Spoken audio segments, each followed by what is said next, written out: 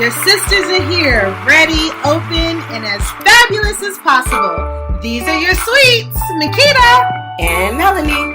And you are listening to Girl, What?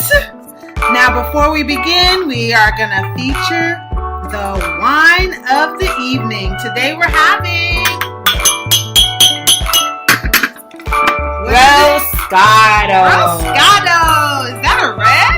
It's from northern Italy. It provides a spectacular backdrop for Roscato, a violet-hued red with aromatic notes of cherry, blackberry, and red raspberry. It sounds it's delicious. Super good. Yum, yum, yum.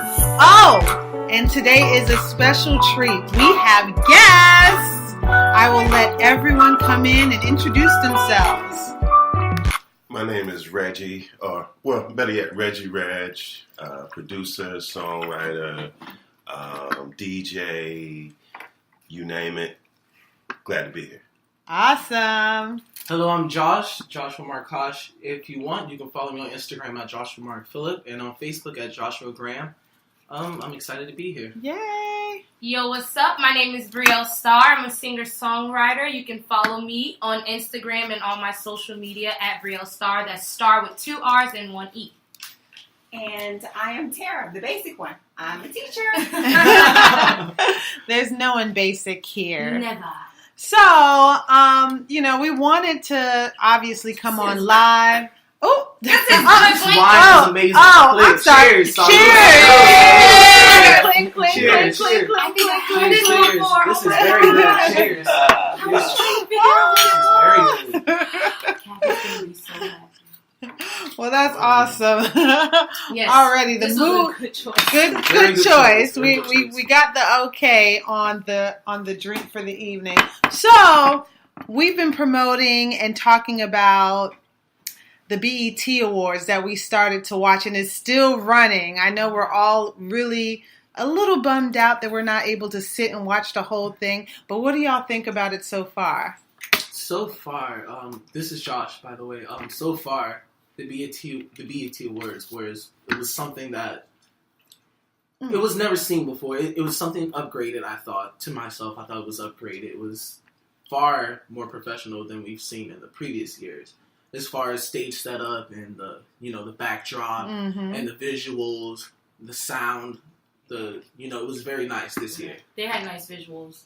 The Definitely. graphics, they're bringing it to a whole different level now. It's like there's a whole different element that the stage has, which kind of makes me miss like the live element, like being able to be a performer and hold your own on the stage. Yeah. But the visuals are really dope. It's definitely for the millennial of 2017. Well, okay, so let's backtrack. The host. What are y'all thinking about Leslie Jones' performance thus far? She was so edgy. This is Tara, by the way. Hey, Tara. So edgy, a little raw and uncut, but I did feel like she had some very funny, poignant moments. I feel like, when she went back in time, and talked to her old self. That I thought that was pretty funny. Yeah. But she was just a little brash, just a little aggressive, but, I think she kind of played upon the stereotypes that we kind of have. The angry white woman? Not angry. I don't think she was angry. Sorry. She was very aggressive. Yeah. Very aggressive. But isn't that her character on yeah. on Saturday Night Live? Like that's how she's always. I understand, but sometimes when we come to mainstream and that's who we're on the forefront, and that's the precedent as to who we are. Absolutely. We're not all aggressive, but I do think she was funny. I mean, I thought she was pretty funny.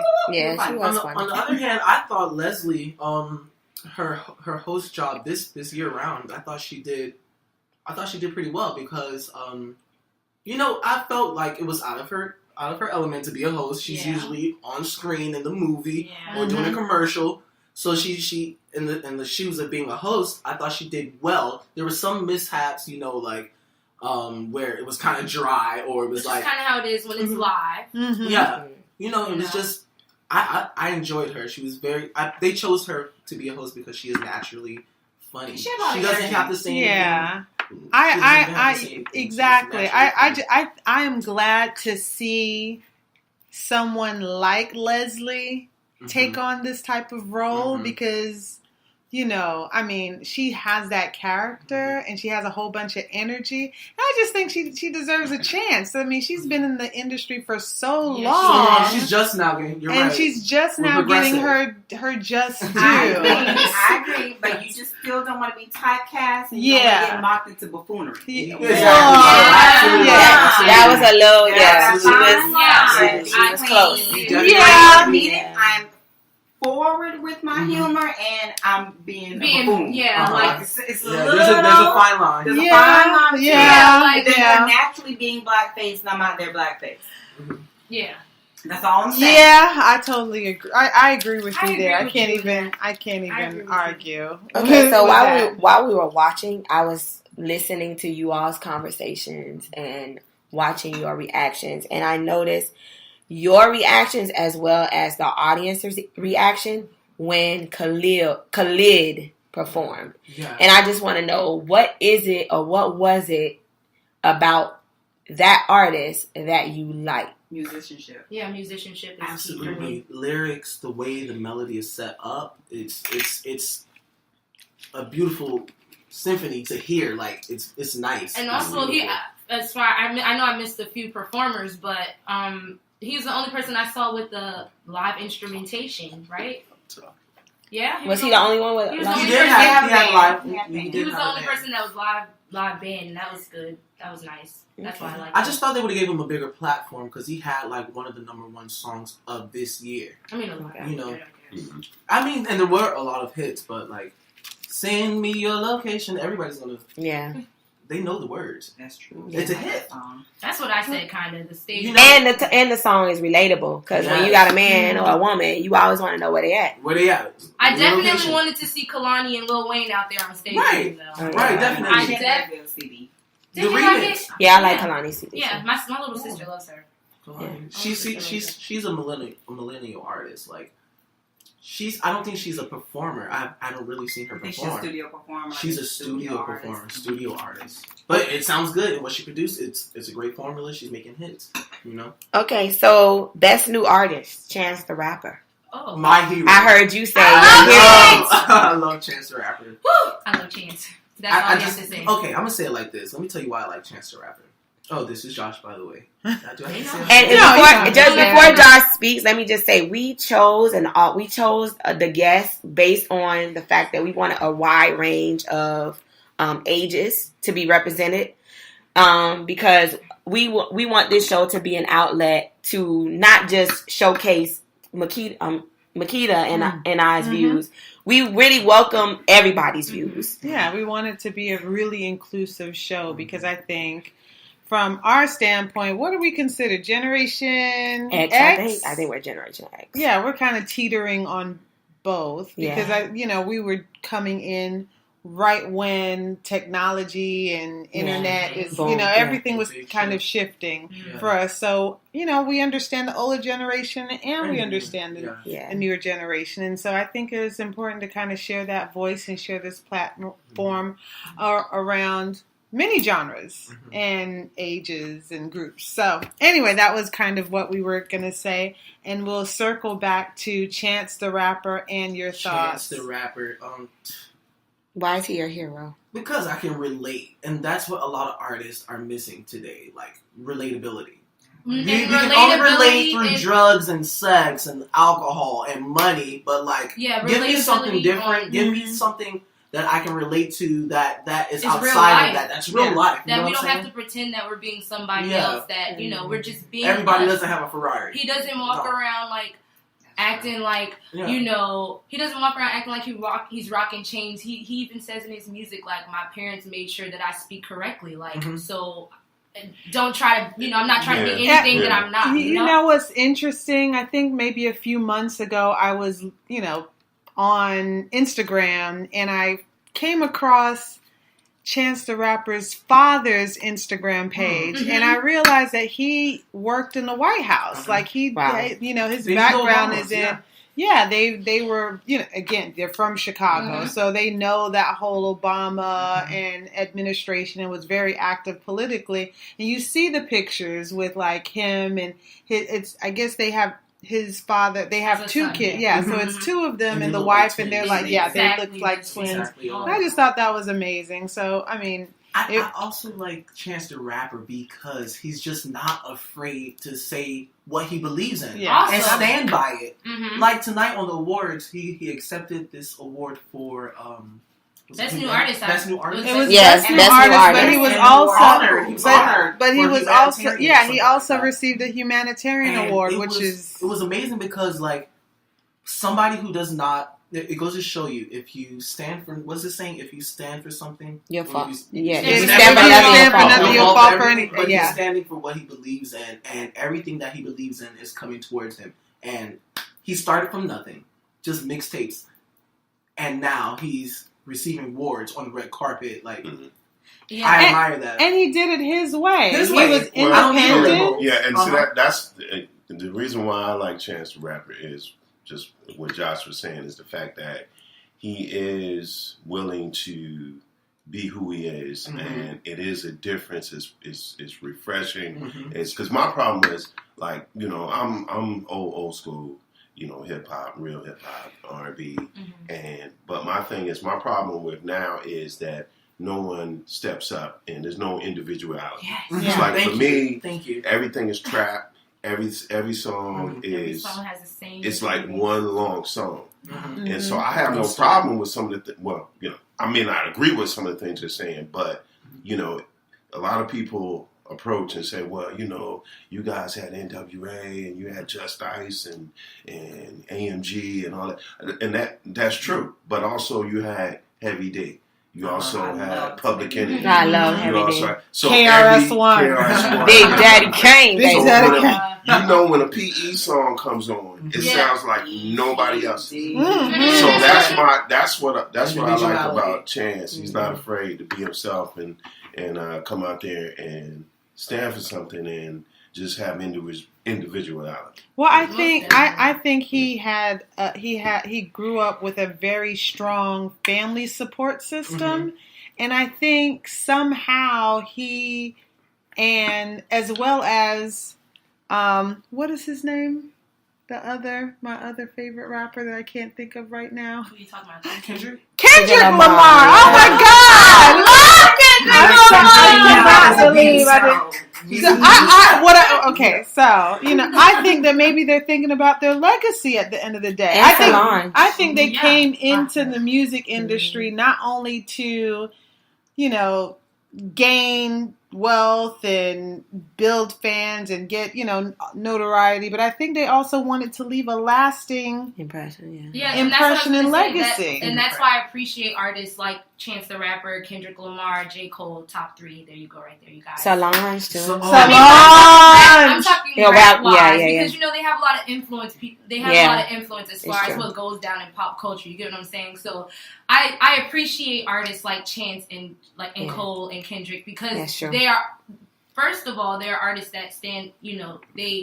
They represent something positive in our community. Not saying that they don't, rap about what's real and Mhm. maybe you don't agree with the way they say certain words. You don't like it, but I mean, at the end of the day, I feel like they're artists that I literally played their entire projects from start to finish. And when's the last time you did that? I'm Yeah. with Beyonce. Yeah. Let me stop. They're conscious From start rappers. to finish, Yeah. literally, Yeah, they're conscious. I can play Yeah. their stuff, and it's content that makes you think. And I wish it was easier for people to kind of get into music like theirs. Mhm. It's easy for everyone to just be like, trap, Trap, because you're not trap, thinking trap. about anything, and it drives me nuts. But it's fun for parties.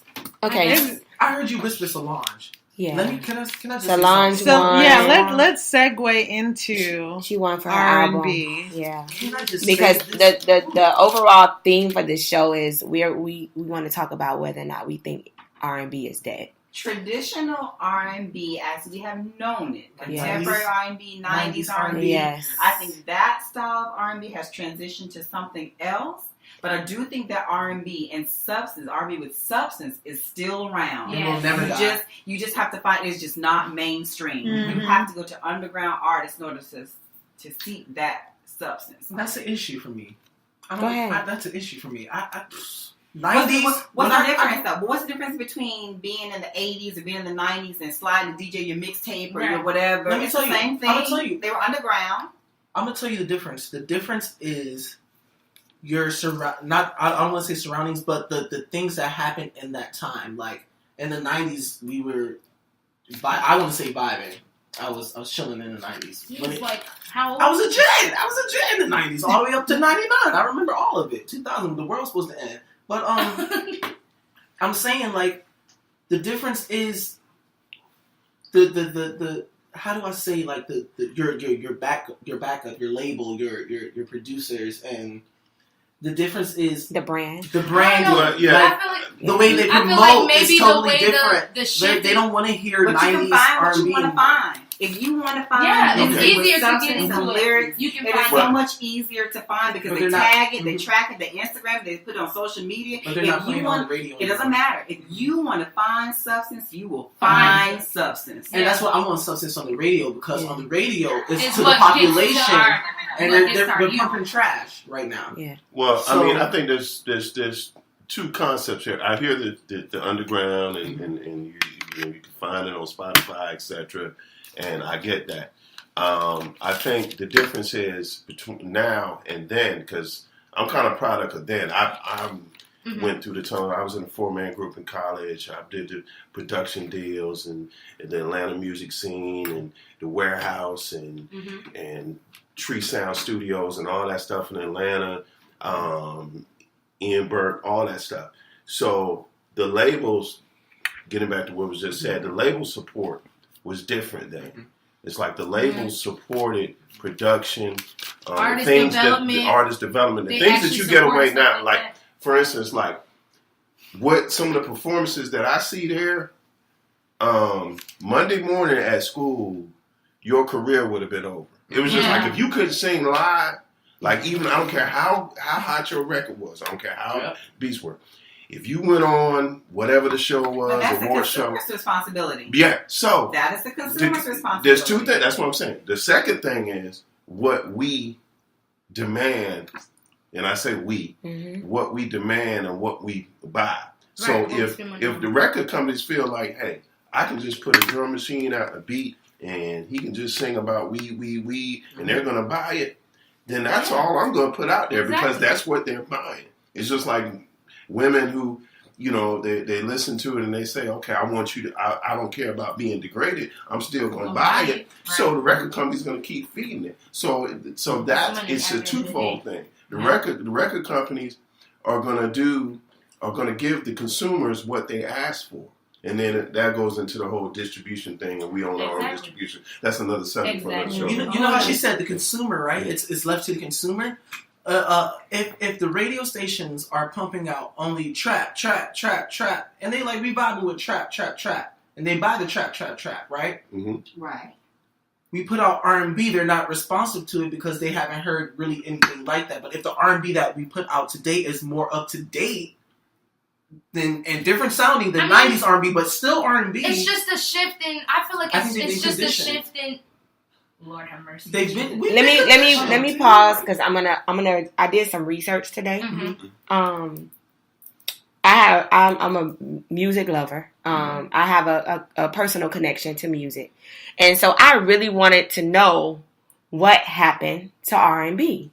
So I just want y'all. Happened to R&B. I want you all to listen to what Yeah. some research that I found, some current research that I found about R&B. So it was originally founded in the 1940s, and the gist of why it was founded, it was before it became the term rhythm and blues, it was race music. That's what they called it in the beginning. And in the 1970s, it was described as soul and funk. So over time, R&B has evolved. So there's a shift, and we're seeing another shift. From 1950s to the 1970s, it was a vehicle to raise awareness to racism, poverty, and social violence, which I thought was interesting because we got a lot of this going on right now. Fast forward to present day. Its content now focuses on hitting it big.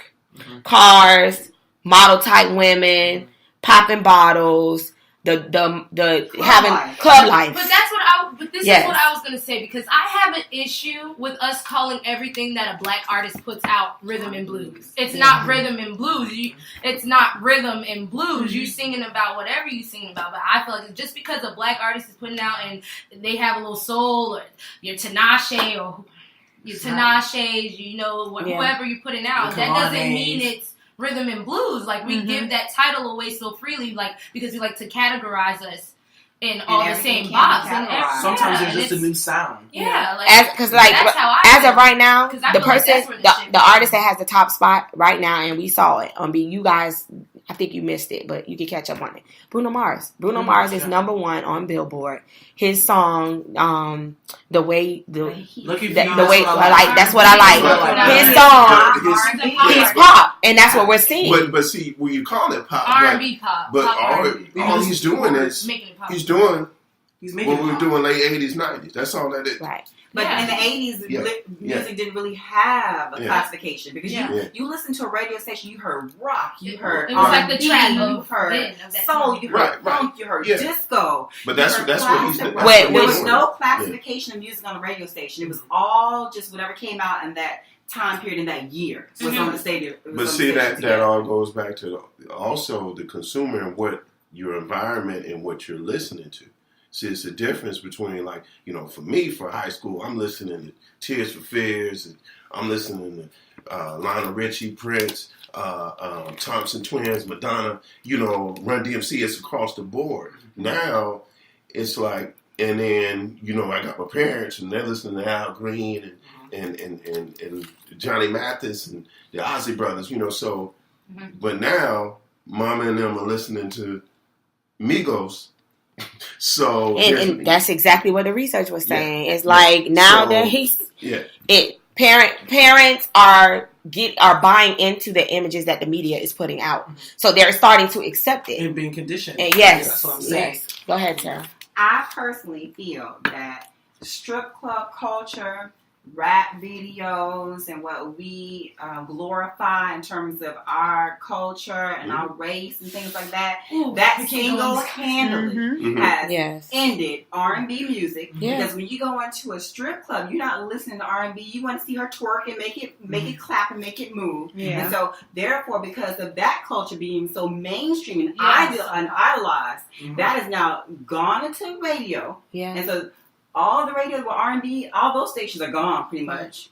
I mean, maybe one or two. And they play the same songs. And they're playing the same songs, and they're like on the old school R&B stations. But if you don't have a social media, or you have can we hold the DJs accountable? We can hold the DJs accountable because it's their job to spin.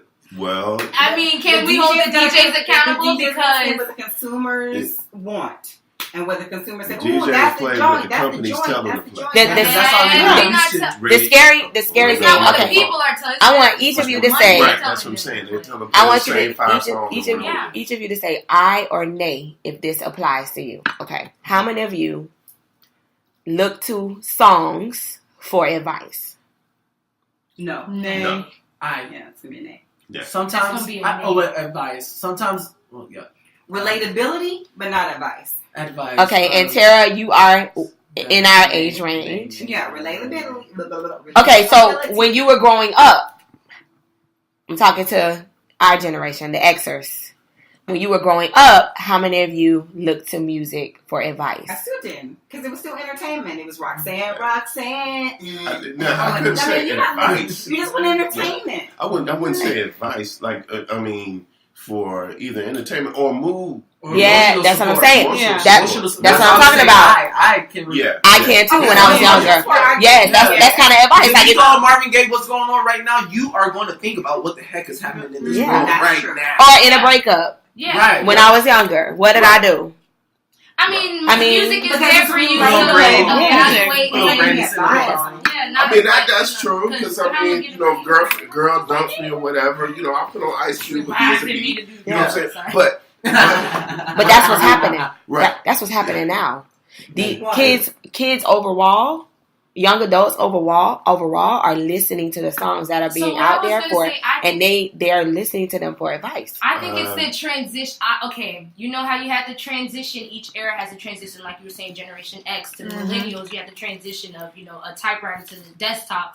I feel like the transition from not having social media to having social media. That's true. Because it's not only that the music is telling you that, but at home you're on their Instagram looking at their lifestyle with these leased cars and these rented homes and all these women that they have. You're looking at it on your phone. You're listening to it on the radio. It's everything that you input. So I conditioned. It's a complete conditioning. It's supposed to say, how do I want this life? Oh, she twerks, she strips, she whatever. Maybe it makes you compare. You know what? Even if she doesn't have morals or whatever that I grew up with, but you know what? She has the lifestyle that I want. I see so many, and people put it as memes like it's funny or whatever. I don't think it's funny. Like I've seen so many people be like, having all these morals got me living broke. In 2.5 seconds, I'm about to be a stripper. Like they say like a joke. Like you can laugh at it, and then instead you take a moment to think about the thought process. And you know what? It's so interesting because I remember when I think it was The Social Life or whatever that first reality show that kind of popped off with. No, not Jersey. Real World. Real World kind of opened up the door to the reality genre. Mm-hmm. But then when Nicole Richie and Paris Hilton did their show, Simple Life, and then you saw where now it's literally taking people that came from wealth that had no talent and nothing really they had really nothing to contribute to society, but all of a sudden they got except for they came from wealthy parents and yes they were attractive and they had access, and then that kind of exploded. Now we're dealing with the Kardashians and that whole phenomenon, and now it's like they were the masters of having nothing. They can't, and they didn't necessarily have nothing. I mean, being inside of like they really didn't have any talent. They really didn't have anything to offer. They were just, they were just around the right people, and they exploded. And now we're in, fast forward to like. In order to obtain a certain type of entertainment success now, you have had to, be ratchet. Yeah. You have to, interject for just a moment. Sure. If you have any of your guy friends, I don't care if he has a PhD, if he has a master's, even if he doesn't have a master's. When you look on any social media site, particularly Instagram, and you see what they have liked, it's always ratchetness. Yeah, absolutely. And I feel like that has come from strip culture. So how do I compete as the working class, regular, educated person? I don't have any fake thing. I don't have the hourglass. How do you compete with that? You don't compete with it. You just wait for it. But that is what is permeating. Yeah. But what I am seeing, I'm seeing a transition. Not all, but I'm starting to see my Black Girls Rock people becoming a little bit more real and honest. Like it's gradually happening. Because everybody's kind of tired of it. Yes, and then now the BET Awards is a prime example. We got Escape performing. Mm-hmm. We had who else? Maxwell did a little something. Well, see, was just what I just saw El DeBarge was on there tonight. Right. She gives you real R&B flavors. Yeah, if you don't like her, even if you don't like her because she's too much, she gives you real R&B flavor and soul. We just had the New Edition docu-series. And all of that is good. I think the thing what really has to happen and what has happened, because I know from DJing and stuff and being on college campus, I do notice that you probably get more reaction if I play SWV Week than if I play something for Migos. It's like the whole crowd. Everybody knows. It's true. Because I'm going to tell you why. A lot of those kids, you were nurtured around music. Okay. You were in the car when you're riding, if I'm riding in the car and I got SWV playing, you're in the back seat, in the back seat, and you're singing these songs, you hear these songs. Well, right now, the other half is I'm riding somebody next to me and they got the F-bomb going off and whoever the artist is, and they're in the car seat. So, you know. Yeah. And I'm going to give y'all something to think about. And I'm chopping it up. Then, you know, okay, that's fine. Yeah. Okay. You know, little girls in the back seat, and he's talking about them, you know what? It's okay. That's what mommy's listening to. Yeah. That's all right. I kind of feel like, because I'm kind of connected to the industry, I kind of feel like the seasoned artists know the game.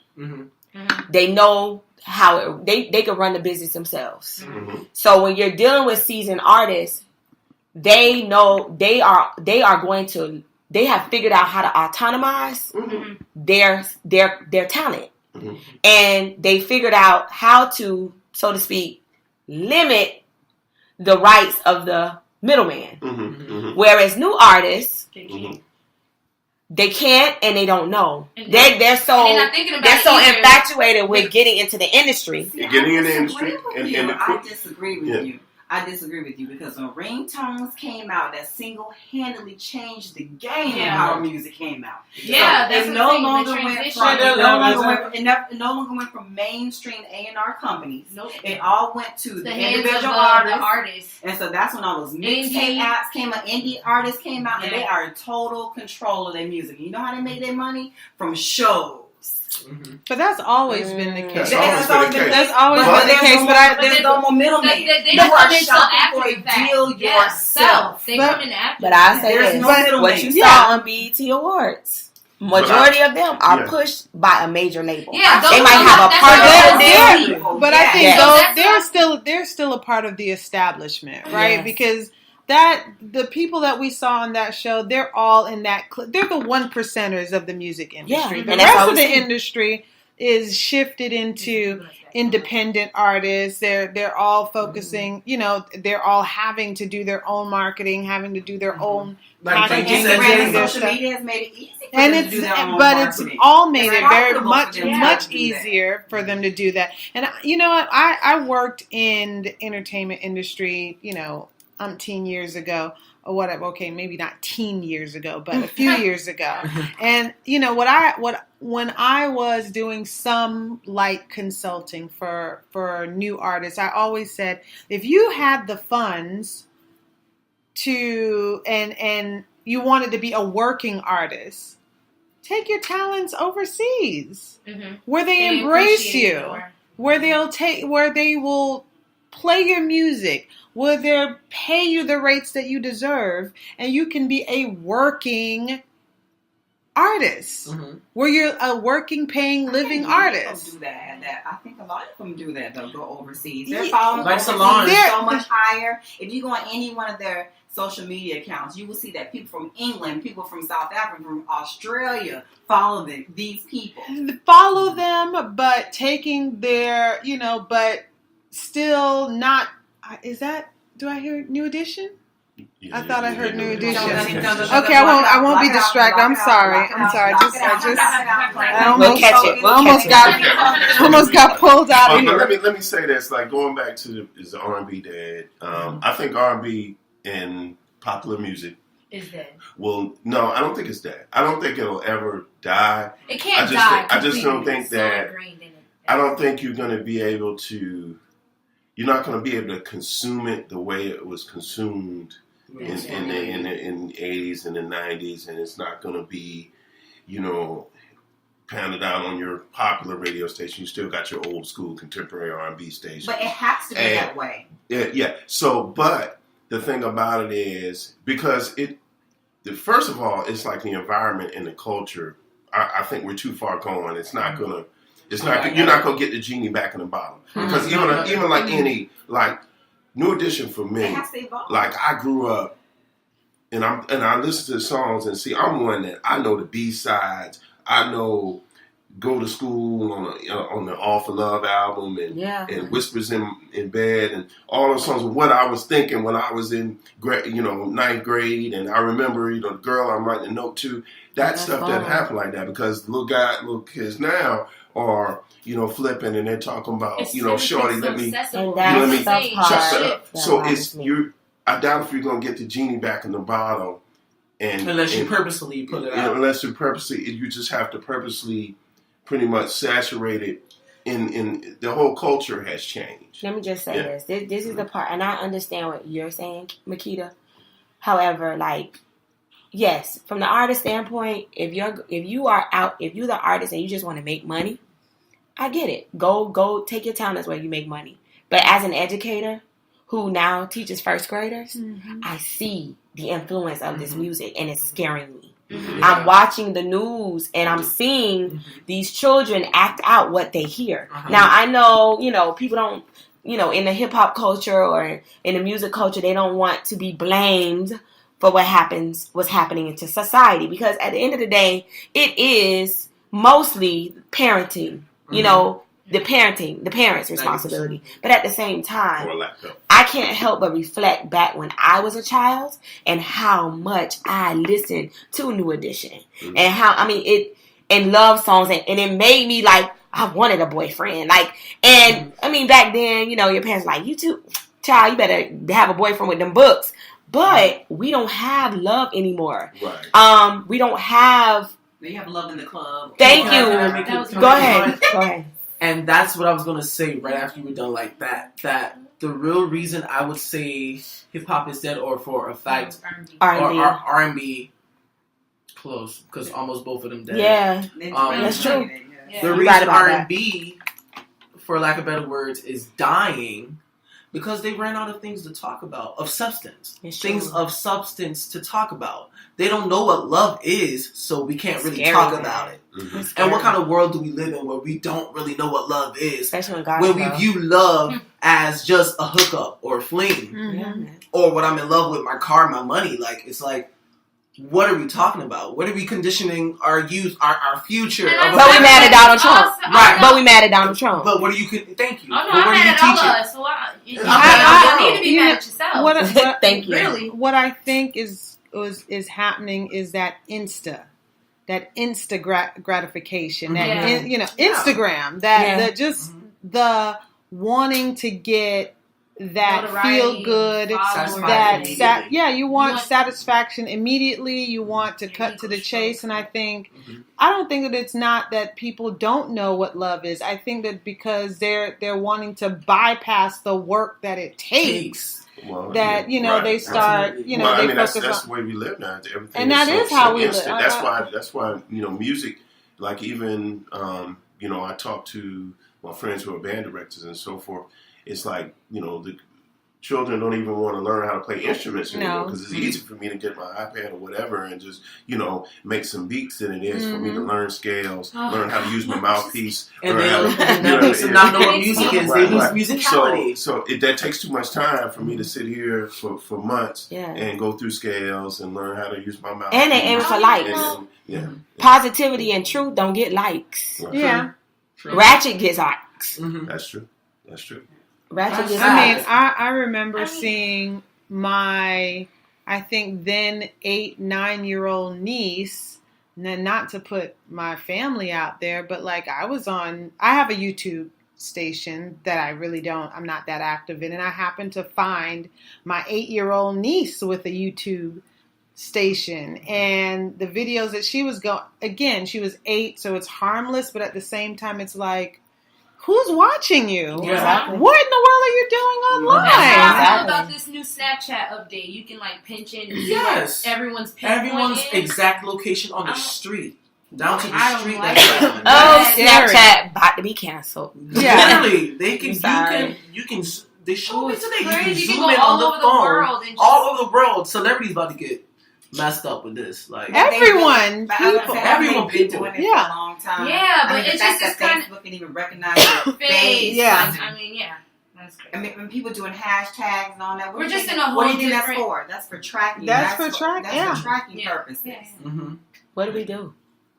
What can we do? Girl, you better turn your location off. You better pray. I'm saying, what can we do? Like, what can the artists do? What can the culture do? What can we do to say? Again, I'm worried about the kids, because these are kids that's gonna be taking care of us. Well, I feel like what can we do? I feel like at the end of the day, we do have artists, like I said, that put out things that is it's valuable music, and it's not just because it's valuable music doesn't mean that it's boring, because I'm telling you right now, I will listen to Kendrick Lamar right now, and if you take the time to actually listen to what he's saying, besides trying to fill a beat or fill a vibe where you're not used to, hearing someone, do poetry, really is what it is. Spoken word, that's what it is. That's what he's giving y'all. They don't want to stop and listen to it, because there's artists out there, like you got the No Name Gypsies out here. You have all types of. We have Rio Star out here. What is it out here that is making young people, not to want to feel like they exist in this world? What is the conditioning of the music? But it's not just the music. It's everything. It's life. It's the media. It's the news. It's about when you feel like when you go on trial, you see people on trial and they get acquitted. So why do you want to tune out the world? Are we taking this conversation? Why do you want to tune out? Okay, well, we're gonna take it there. It's so much bigger than it's more than just what is the music. cause? The cause is we don't want you sheeple, to be awoke and awake. Yeah, How do you become awake? To who you are and to your God, source of Thank you. life. How do you become awake? Through God. Period. And knowing that's what's missing. Right from wrong and doing right. When Which you is know what I was you have the option to do wrong. Artists like Kendrick Lamar, yes. for me, like me being a Christian, me being a young Christian, like Chance the Rapper getting his award and saying thank you God, but hold up, because y'all got a whole bunch of false gods. But thank you Jesus, because that's But see, the thing about that is that goes back to that Chance was getting that at home. Yeah. See, he didn't just pick that up out of nowhere. The seed was planted. That seed was planted. So yeah. what has it? Because even for me, like, okay, yeah, I listen to NWA and all that, and what we were talking about, the N word for life and all that. But I'm not trying to pick up no gun and shoot nobody. I'm not trying to go to jail for nobody. I'm not going to hit a woman. I'm not good. You know what I'm saying? It was beats and entertainment because I instilled in me was to respect women. To respect my neighbor, which also comes to know where my help comes from. Yeah. So, therefore, it was just that. It was beats, it was entertainment, and on the other hand, I'm listening to Heavy D, and I'm listening to Public Enemy, and I'm fighting the power. So, but you're not going to get that now. So, it really has to start. For all of us who either teach or either we're mentoring or whatever. Parent. Shout out to Alphabama. Yeah. It's up to us to be TV. able to, to make sure that we kind of show that. That's really where it comes from. I totally agree with what you were saying, but it takes men that are fathers, not just to your own children, but to the community. Yeah, that's true. True. Just actually. Okay, go ahead. Like now, I'm an educator, so I don't even get as deep. I can't even get as deep as God when I'm in the class. Right. However, I cannot. Off the record. However, what I do talk about are fundamentals. Right. There's good and there's evil and there's bad. Are you putting out more good energy than you putting out bad energy? And this is what it looks like. Do you realize what you're putting out here? So now that I can make you cognizant of what you're doing, what you're displaying, what you're putting out there, that's my contribution. That's why we need teachers like that. Teach them right for real. When we have a class meeting, we're talking about, okay, so what's the good part? What's your strength? How are you going to move forward? What are your goals? How are you going to achieve whatever it is that you're looking for? But until we have other people that get off the phone when they pick up their children, amen. And I'm on the phone. Put your stuff in the bag. Okay, amen. Until we get people that are on board, that are going to have meaningful dialogue with their children. And check their book bags. I sat at the table every night with my mama for dinner. I don't care whether we was eating a hot dog, a corn dog, broccoli, steak. I don't care what we were eating. We sat down at the table for dinner, and we talked about whatever it was that happened in my day. Even if she said, oh, girl, whatever. It doesn't even matter. We talked about it. She didn't just get on the phone and tune me out. And I find out on Facebook. It was important for my mom to know what was going on with me. That's right. But we don't have that. So I was going to say, because you really made it click in my head. I was talking with some friends a while back, and I just realized that, along with us saying, like, it's it's so easy for everyone to just take God out of what we are. But just in the natural realm of things, I'm not even gonna go spiritual. We're not even gonna have that conversation yet. In the natural, we live in a generation of people that are not selfless. Mm-hmm. And